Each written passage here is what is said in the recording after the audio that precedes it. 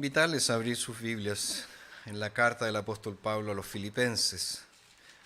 Filipenses capítulo 1. Nosotros iniciamos la semana pasada esta serie de exposiciones en la carta a los Filipenses y la semana pasada tratamos acerca del saludo de esta carta. Y vimos tres cosas que la carta a los Filipenses nos proporciona: la identidad de siervos, la autoridad de Dios que viene en esta carta y las bendiciones de la gracia y la paz. Y además vimos tres cosas que la carta nos dice acerca de la iglesia, es decir, el perfil de la iglesia. La iglesia es santa, está compuesta por santos, santos en Cristo Jesús. Vimos también acerca de la unión espiritual de la iglesia con Cristo Jesús. Y vimos también la dirección geográfica de la iglesia. Es decir, que el lugar donde estamos es importante porque es allí donde Dios nos ha puesto. Ahora el cuerpo de la carta comienza a partir del verso 3. Le vamos a dar lectura ahora. Dice: doy gracias a mi Dios cada vez que me acuerdo de ustedes, siempre intercediendo con gozo por todos ustedes en cada oración mía, a causa de su participación en el Evangelio desde el primer día hasta hoy, estando convencido de esto, que el que en ustedes comenzó la buena obra, la perfeccionará hasta el día de Cristo Jesús. Me es justo sentir esto de todos ustedes, porque los tengo en mi corazón, tanto en mis prisiones como en la defensa y confirmación del Evangelio. Son todos ustedes participantes conmigo de la gracia, pues Dios me es testigo de cómo los añoro a todos ustedes con el profundo amor de Cristo Jesús. Y esta es mi oración: que su amor abunde aún más y más en conocimiento y en todo discernimiento, para que aprueben lo mejor, a fin de que sean sinceros e irreprensibles en el día de Cristo, llenos del fruto de justicia, fruto que viene por medio de Jesucristo, para gloria y alabanza de Dios.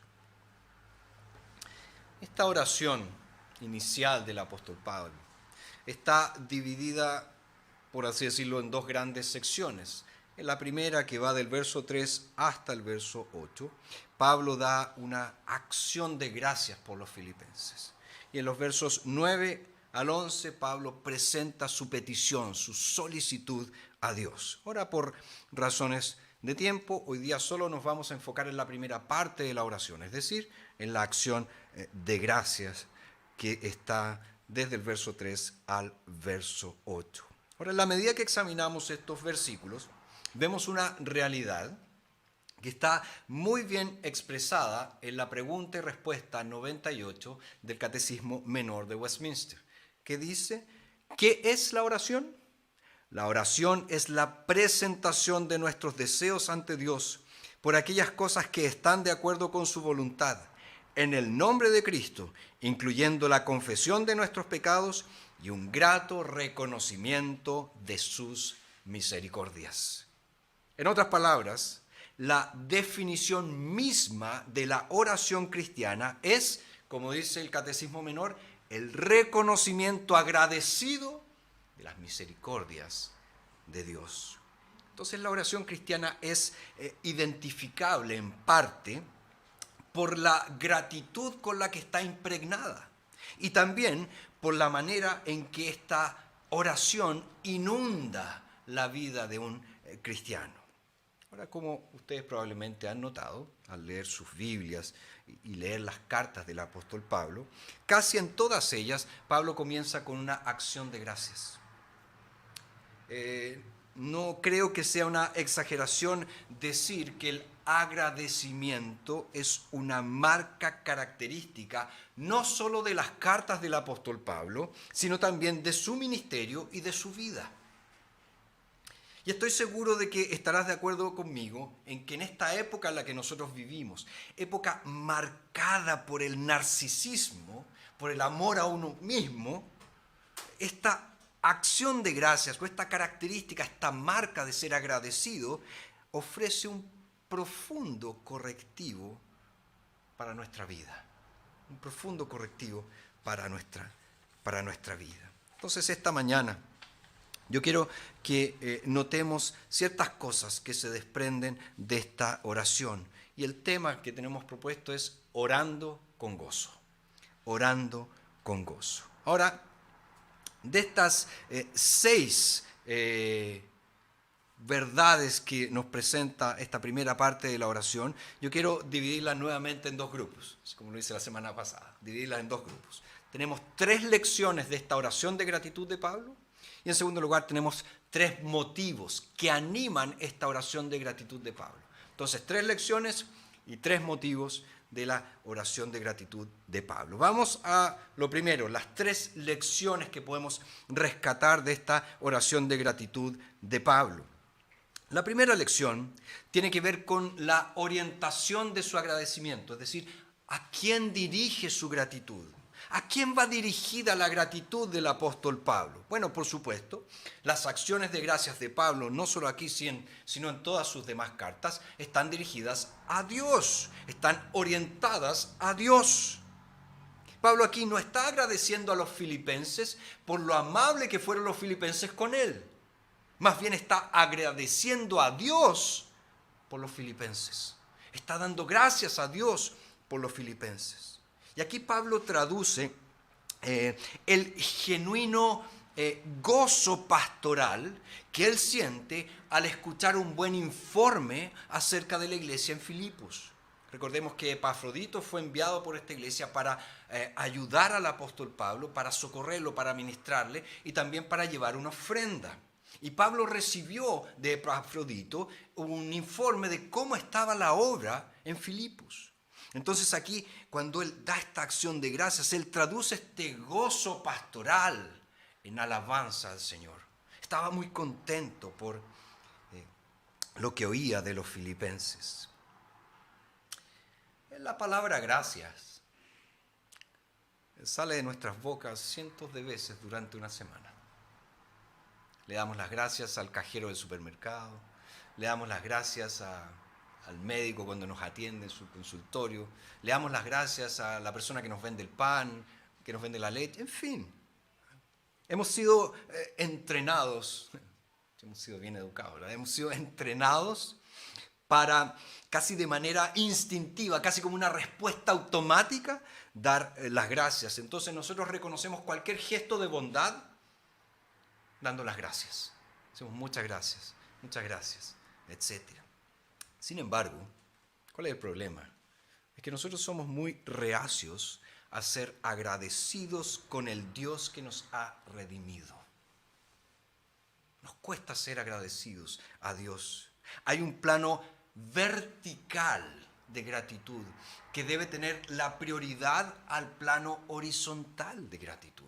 Pero generalmente nosotros somos más agradecidos horizontalmente que verticalmente. Parece que hemos olvidado lo que nos dice Santiago en su carta, en el capítulo 1, versículo 17, cuando dice que toda buena dádiva y todo don perfecto desciende de lo alto. ¿De quién? Del Padre de las luces, en quien no hay cambio ni sombra de variación. Cualquier cosa buena que nosotros recibimos, cualquier bendición que nosotros disfrutamos, proviene de Dios y solamente de Él. Cada bendición, sin importar el instrumento humano por el cual haya sido traída a tu vida, cada bendición que tú disfrutas hoy es un regalo que viene de las manos del Padre Celestial y le debes a Él agradecimiento, le debes a Él tu gratitud. Las cosas por las que te alegras entonces te deberían llevar a decir, gracias Señor. Gracias Señor por mi familia. Gracias Señor por mi trabajo. Gracias Señor por mi hogar. Gracias Señor por tener un techo. Gracias Señor por mi iglesia. La gratitud que no es dirigida a Dios en primer lugar, fíjense, es subcristiana. No es cristiana. No es una gratitud cristiana. Y debemos aprender aquí de Pablo a cultivar esta disciplina espiritual del agradecimiento a Dios en todas las cosas. En todas las cosas.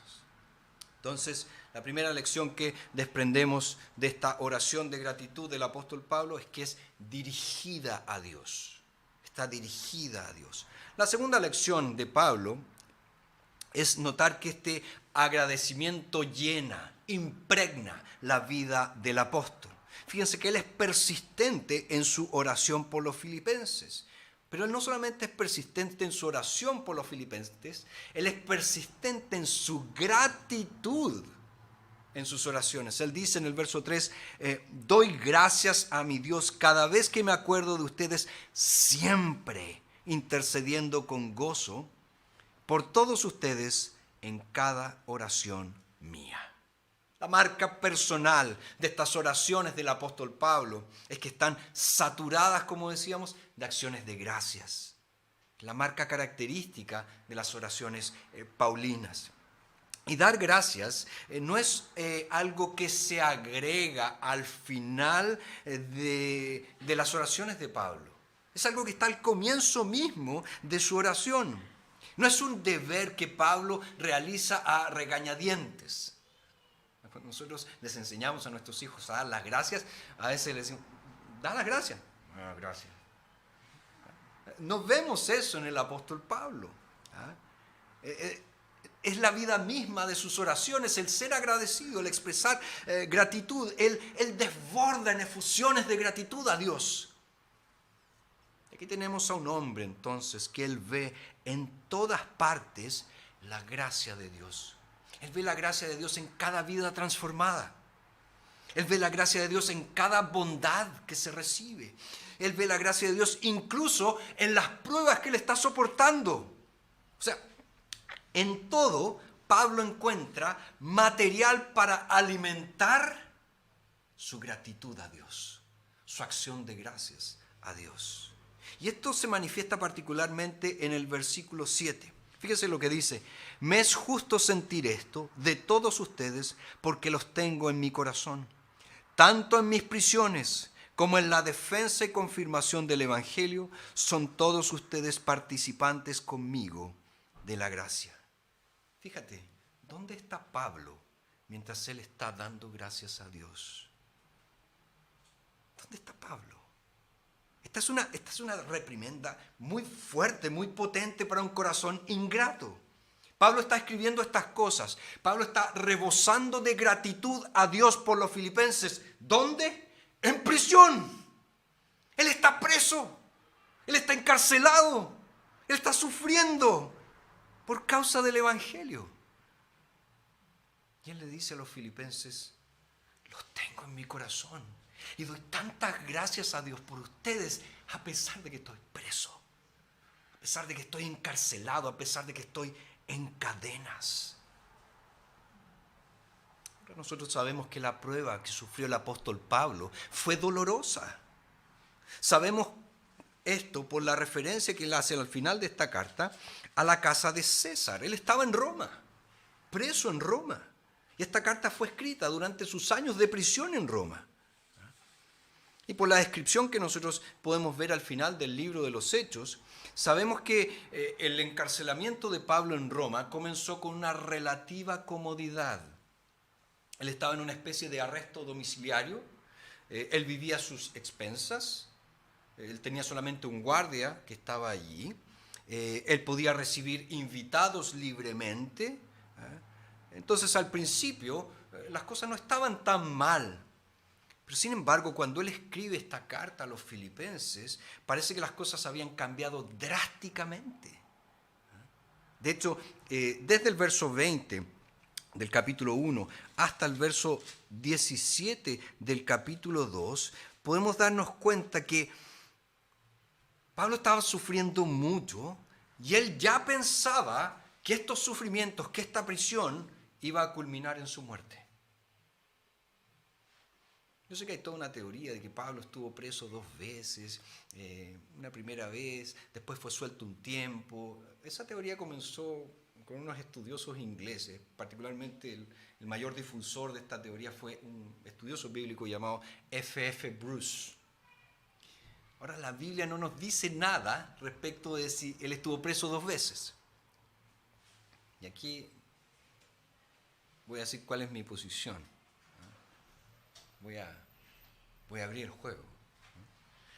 Yo creo que Pablo nunca salió de la prisión que nosotros vemos en Hechos.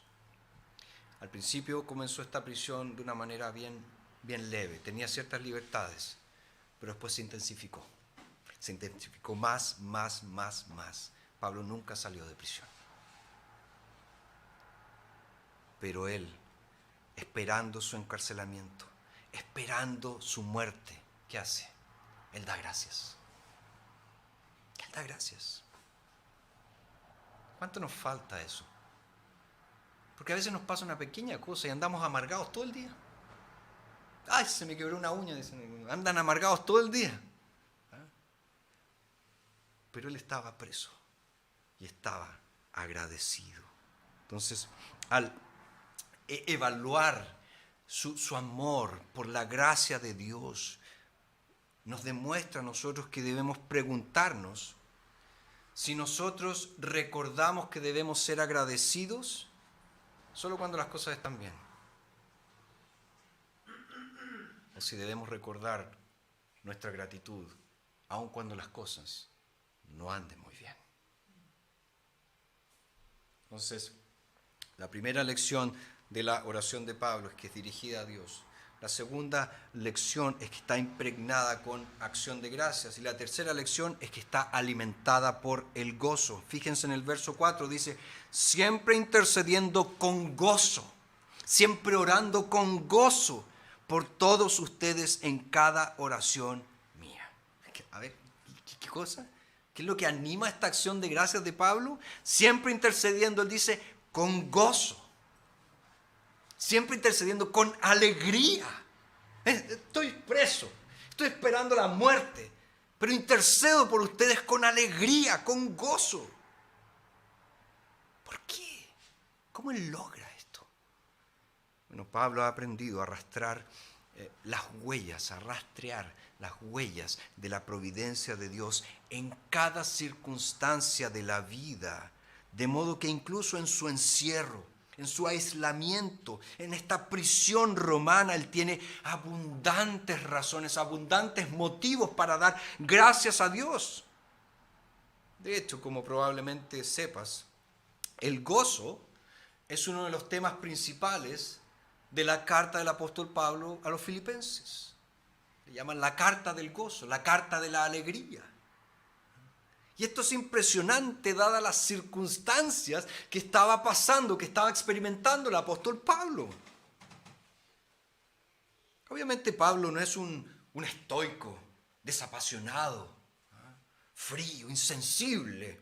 Alguien que cree que los enredos emocionales son cosas que hay que dejar de lado, porque eso no es ser un hombre. Para nada. De hecho, Pablo 16 veces en Filipenses utiliza la palabra gozo o sus términos afines. Y tampoco Pablo se limita a hablar de su propia alegría, sino que presenta al gozo como un componente normal, un componente obvio de la vida cristiana. O sea, tú y yo debemos ser gozosos, debemos estar alegres sin importar la circunstancia, sin importar el momento que estamos viviendo. De hecho, en el capítulo 2, versos 17 y 18, ¿qué es lo que dice el apóstol Pablo aquí? Me gozo y me regocijo con ustedes. De igual modo, gócense también ustedes y regocíjense conmigo. Después en el capítulo 3, verso 1. Por lo demás, hermanos míos, regocíjense en el Señor. Regocíjense en el Señor. Capítulo 4, verso 4. Regocíjense en el Señor siempre. Otra vez lo digo, regocíjense. En otras palabras, la alegría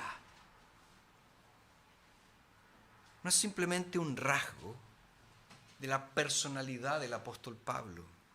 No es que le haya sido un tremendo optimista o que fuera alegre por naturaleza.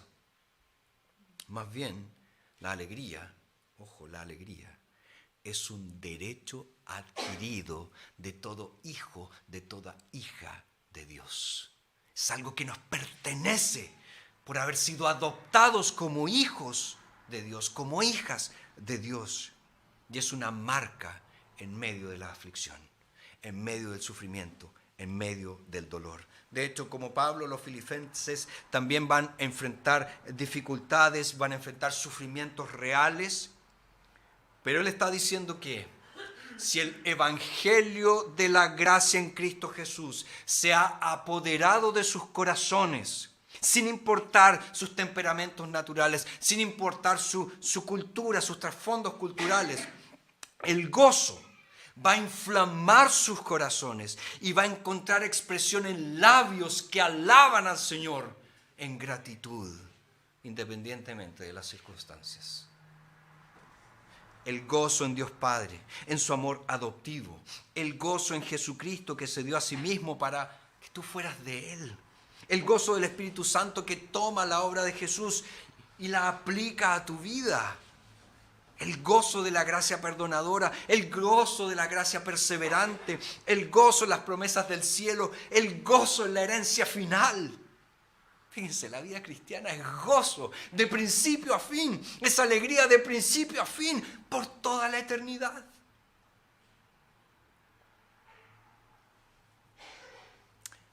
La gracia del gozo anima y se expresa en tus labios mediante la acción de gracias.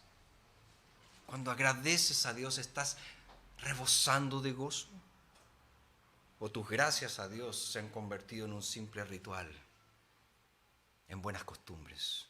Tengo que dar las gracias porque me enseñaron a dar las gracias. ¿Has permitido que las circunstancias de tu vida oscurezcan la gran verdad que aún permanece? Que Dios es soberano y que Él está cumpliendo sus propósitos en ti y que Él está obrando en cada prueba que tú experimentas.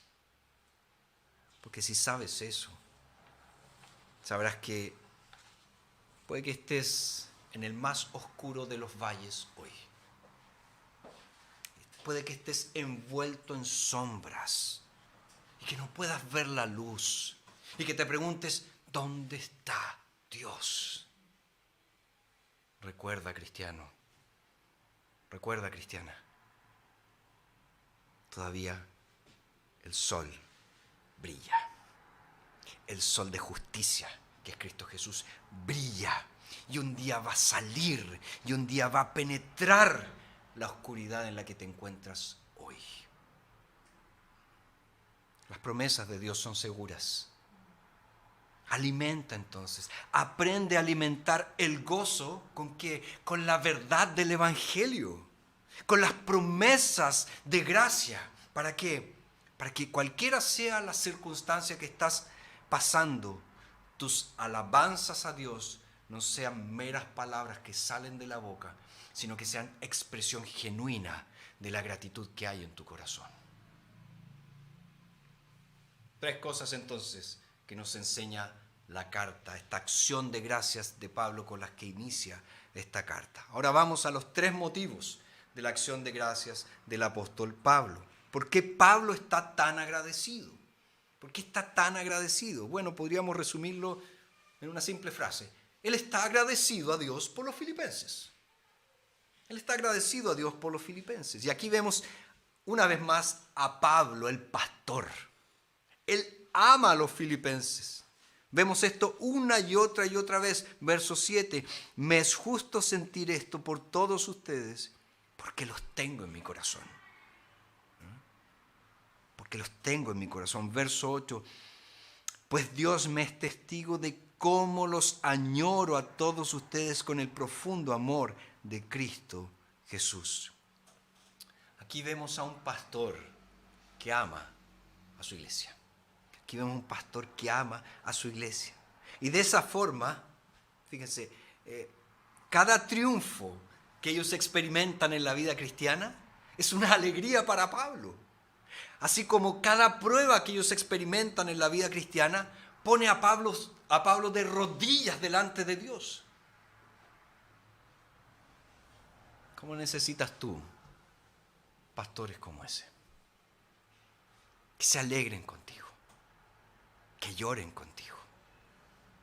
Ora para que Dios te dé ese tipo de pastor, que esté allí junto a ti, que te acompañe en tus alegrías y en tus tristezas.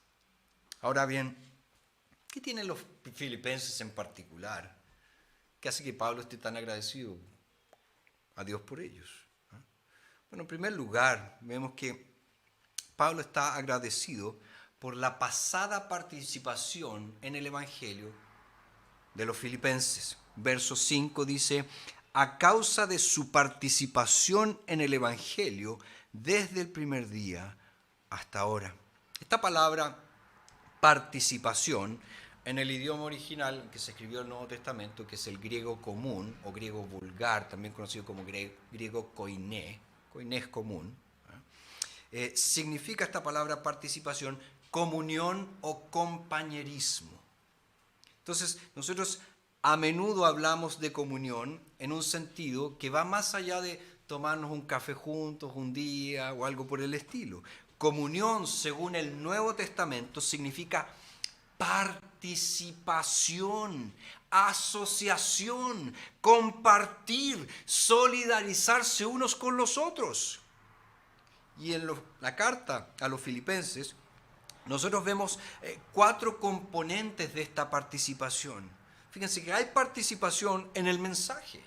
Están unidos en un mismo mensaje. ¿Cuál es este mensaje? Jesús es el Señor, en Cristo Jesús hay salvación. Él es el único mediador entre Dios y los hombres. Participación en el mensaje. También hay participación en los recursos. En el capítulo 2, verso 25, dice: sin embargo, también creí necesario enviarles a Epafrodito, mi hermano, colaborador y compañero de milicia, y su mensajero y suministrador de mis necesidades. ¿Qué está diciendo aquí el apóstol Pablo? Los filipenses enviaron con Epafrodito una ofrenda para ayudar a Pablo con sus gastos y de esa manera minimizar un poco sus sufrimientos. Es decir, los filipenses habían abierto sus bolsillos, por así decirlo, para ayudar al apóstol Pablo. O sea, fíjense, su asociación no solamente fue espiritual, estamos juntos en el mismo mensaje, estamos juntos en predicar el mismo evangelio, sino que también fue una realidad natural. Enviaron recursos para ayudar a Pablo, para estar con él. Pero además hay participación en la misión, no solamente en el dinero. Participación en la misión, no solamente en el dinero. Epafrodito era un líder clave en la iglesia en Filipos. Y en vez de que se quedara allí, fue enviado a estar con Pablo, a ayudar a Pablo, ministrar a Pablo. Fíjense, nuestra chequera es importante para el reino de Dios. Felipe nos expresaba un poco eso. Debemos contribuir y hacerlo con gozo, pero no es lo más importante, como también dijo. No es lo más importante. A veces es importante enviar a alguien, a una persona, que va a acompañar a un misionero, que va a estar ahí solo para apoyar al misionero durante un par de semanas y después va a volver a casa. Eso es importante. Eso implica que hay participación, hay comunión en la misión. Y también hay participación aquí en la madurez. Es decir, es una participación a largo plazo en el lento y largo proceso del crecimiento cristiano. Por eso Pablo dice: estuvieron conmigo desde el primer día hasta hoy.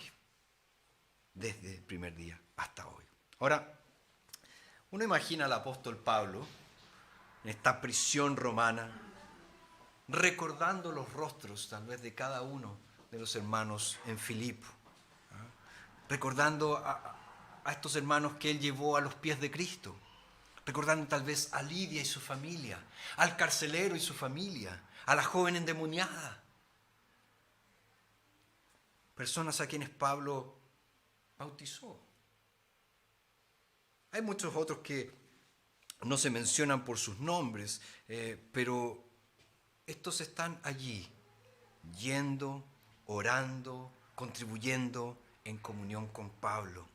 Nunca se han echado para atrás, han sido fieles en todo tiempo, incluso hasta el día de hoy. Entonces fíjense qué deleite debe haber existido en el corazón de Pablo al saber que tenía hermanos que estaban con él en el ministerio. Y eso lo hacía dar gracias al Señor. Por eso yo quiero pedirles a ustedes que estamos iniciando este hermoso proyecto en Curicó. Que no solamente oren por mí, por Felipe, por Germán, sino quiero pedirles que oremos unos por otros. Oremos cada uno por otros, para que nos mantengamos unidos en la participación del Evangelio, sin importar lo que suceda. Pero Pablo no solamente agradece a Dios por la participación pasada de los filipenses, también agradece a Dios por la perseverancia de los filipenses hasta el final.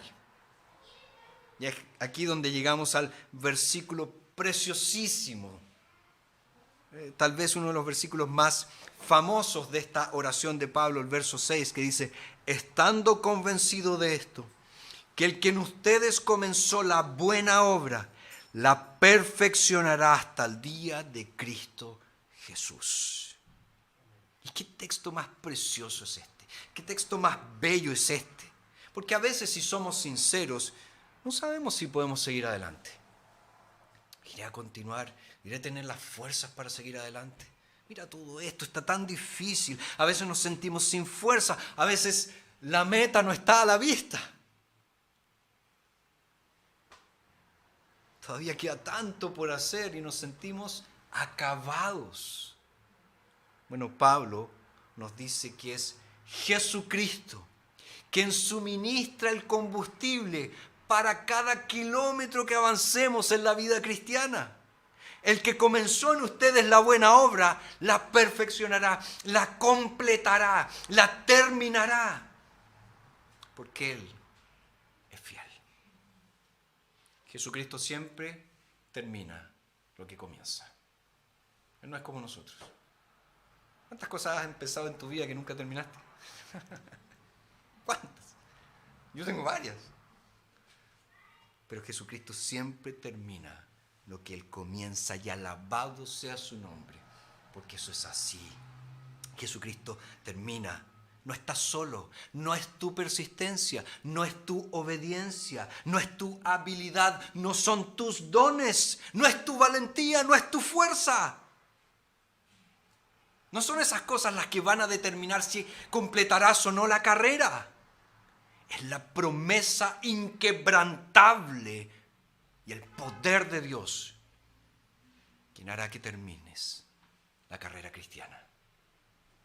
Y Cristo, o en Cristo, por medio del Espíritu Santo, Dios Padre, infalible, inevitable, irresistiblemente, ¿hará qué cosa?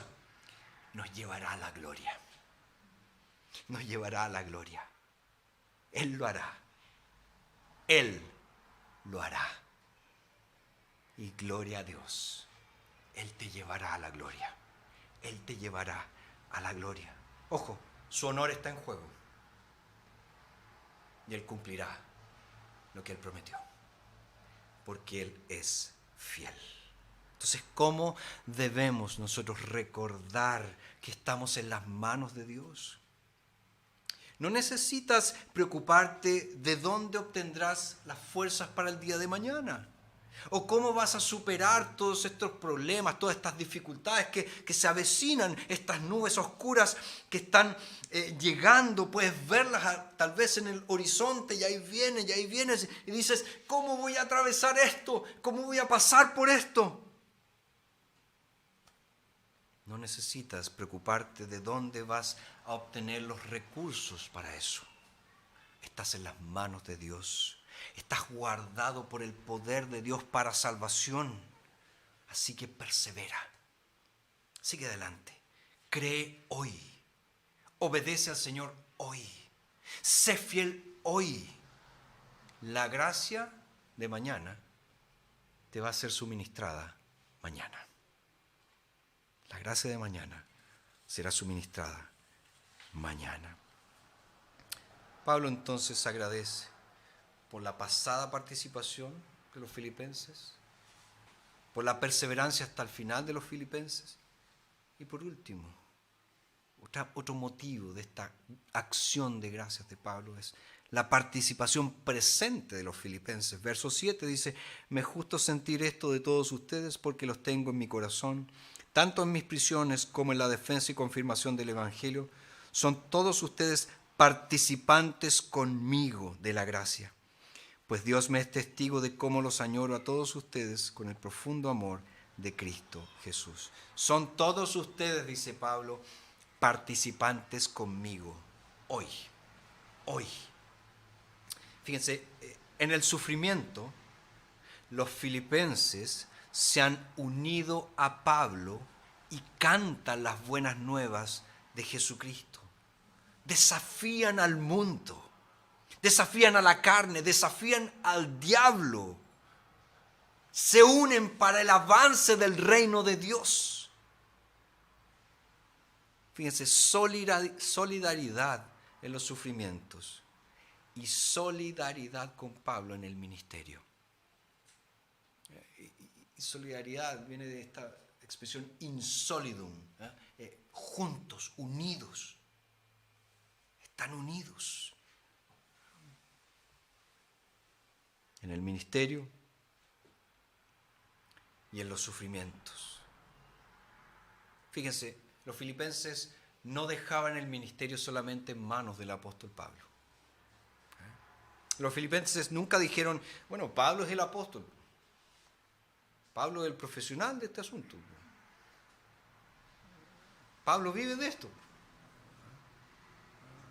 Nosotros somos consumidores religiosos, nosotros recibimos los bienes que Él nos proporciona. Él es el proveedor de bienes y servicios religiosos y nosotros somos los consumidores religiosos. ¿Has pensado así alguna vez? Bueno, para eso le pagamos al pastor, pues. Él tiene que proveernos los bienes religiosos, los servicios religiosos, y nosotros somos consumidores religiosos. Bueno, fíjate, si tú has pensado eso alguna vez, nadie le dijo eso a los filipenses, porque ellos sabían que estaban con Pablo en el ministerio, juntos en el ministerio. El mensaje del Evangelio que llevó a Pablo a entregarse para la gloria de Dios en Jesucristo comenzó a reproducirse en la vida de cada uno de los miembros de la iglesia en Filipos, porque se entregaron a sí mismos a la causa de Cristo, soportando en gran medida las mismas pruebas que Pablo estaba soportando. Estuvieron con Pablo juntos en la defensa y confirmación del Evangelio, dice Pablo. Cuando las buenas nuevas acerca de Jesús realmente comienzan a apoderarse de nuestras vidas, realmente comienzan a apoderarse de nuestros corazones, no solo produce agradecimiento en nosotros, sino que también produce una vida impregnada de gratitud que encuentra su expresión ¿en qué? En el servicio cristiano. Así expreso mi gratitud, sirviendo a Dios en la iglesia, uniéndome a mis hermanos a servir en la causa de Cristo. Y no el tipo de servicio programático, servir por servir,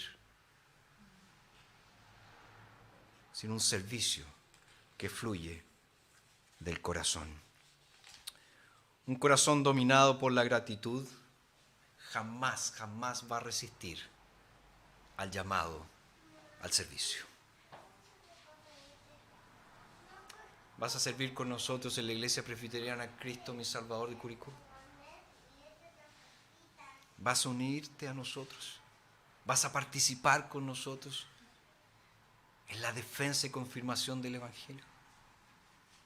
Que al Señor que así sea, para que todo el Maule esté lleno del mensaje de la gloria de Dios en Cristo Jesús. Oremos. Padre, gracias, Señor, por tu palabra maravillosa. Gracias, Señor, por cómo tu palabra nos lleva al servicio cristiano. Servicio que es respuesta a tu gracia maravillosa. Es nuestro agradecimiento a ti por todo lo que tú nos has dado. Porque de gracia hemos recibido. Por lo tanto, gracia debemos dar. Bendícenos como Iglesia Cristo mi Salvador. Que juntos, unidos en el ministerio, en las alegrías y en las tristezas, vamos a anunciar juntos a Cristo, quien es el camino, la verdad y la vida. Gloria sea a su santo y precioso nombre. Amén.